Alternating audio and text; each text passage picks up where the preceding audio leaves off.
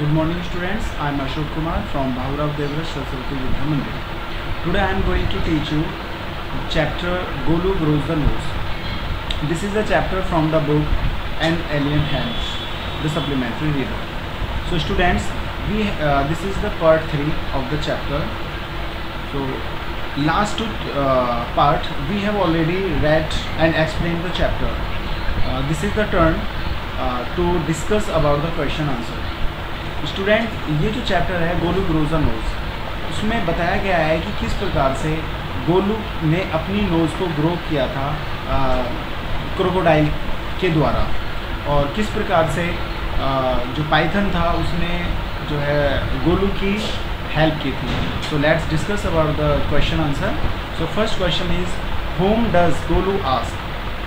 किससे पूछा था गोलू ने Y don't you ever fly like other birds, कि तुम जो है दूसरी बर्ड्स की तरह क्यों नहीं उड़ती हो. So Golu asked his tall aunt the ostrich. वो जो उसकी आंट थी ऑस्ट्रिच, उससे ये क्वेश्चन पूछा था कि why don't you ever fly like other birds. Next question है which uncle of Golu had red eyes. वो कौन से अंकल थे जिनकी आंखें हमेशा लाल रहती थी. सो it's a very easy answer, hippopotamus. Golu's huge uncle the hippopotamus had red eyes. Next question, Golu relatives did not answer his questions because. जो गोलू के जितने भी रिलेटिव्स थे वो उन क्वेश्चंस के आंसर्स नहीं दे पाते थे. What was the reason? They were shy, वो शर्मीले थे. क्वेश्चंस वर टू डिफ़िकल्ट, जो क्वेश्चंस थे वो बहुत ज़्यादा डिफ़िकल्ट थे. या Golu was a naughty baby. तो इसका रीज़न होना चाहिए गोलू के जो रिलेटिव्स थे वो आंसर्स नहीं दे पाते थे because the questions were too difficult. So next है why who advise Golu to go to the Limpopo river. Limpopo river जाने के लिए कौन एडवाइस करता है? मैना bird.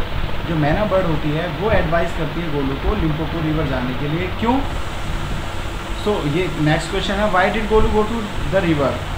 So Golu went to the river to know what the crocodile had for his dinner. वो अपने डिनर में क्या लेता है. स्टूडेंट्स, एक बात का थोड़ा ध्यान रखना कि गोलू के साथ गो आ रहा है because it is a interrogative sentence.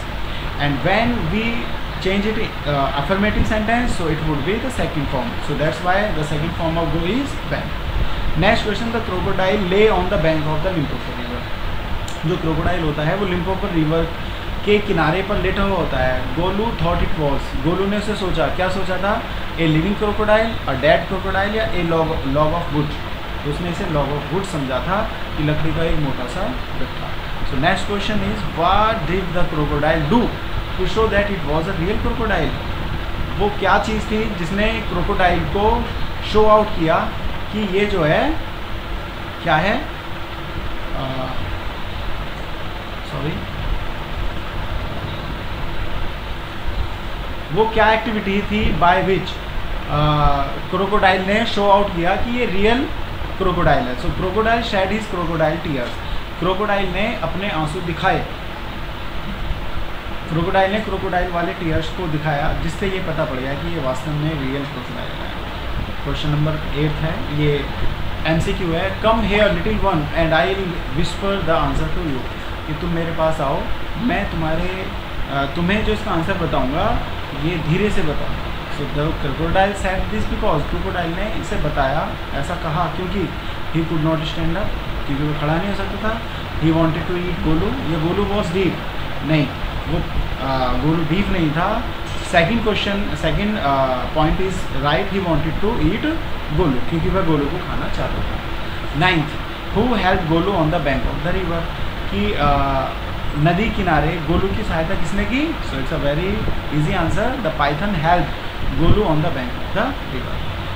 Answer number 10, name 2 things the elephant can do with his trunk and 2 he can not.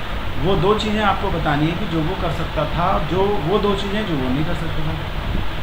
So first है the 2 things the elephant can do with his trunk. Pluck a large bundle of grass. जब उसकी जो nose थी वो बड़ी हो जाती है, ट्रंक बन जाती है, सूंड बड़ी हो जाती है, तो वो उससे लार्ज बंडल ऑफ ग्रास वो उसे प्लक कर सकता था and stuff it into his mouth, और वो उसे अपने मुंह में रख सकता था. Scoop up some mud. वो अपने बैंक, जो रिवर बैंक था नदी किनारे से, कुछ मड को स्कूप कर सकता था इट ऑन हिज हेड, अपने सिर पर. So the two things the elephant cannot do with his trunk, वो क्या है, तो can not scratch himself with his trunk, वो अपने ट्रंक से अपने बॉडी को, अपने स्वयं को स्क्रैच नहीं कर सकता. कैन नॉट च्यू और eat food directly with his trunk, अपनी ट्रंक से वो डायरेक्टली नहीं खा सकता, उसे ट्रंक को उसे अपने फेस तक ले जाना पड़ेगा उस फ्रूट को ट्रंक की हेल्प से. तो ये वो दो वर्क थे जो वो नहीं कर सकता था. Students, with it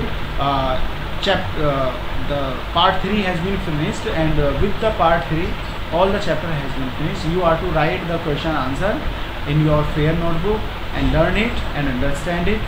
Thank you.